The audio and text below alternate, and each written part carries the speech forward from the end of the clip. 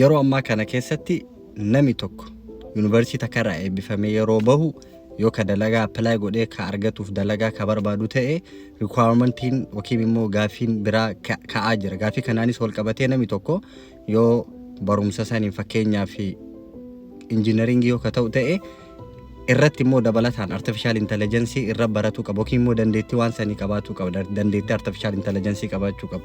Yoo ka dandeettii artificial intelligence plus waan eebbifame saniin walirra dabalee dalagaa carraa argatu baay'ee qaba. Yoo immoo barumsa barate qofa ka danda'u ta'e immoo artificial intelligence akkaataa itti fayyadama isaa kan beekne ta'e carraa inni dalagaa argatu dhiphataa ta'a yookiin immoo carraa dalagaa dhabuu isa malaa jecha.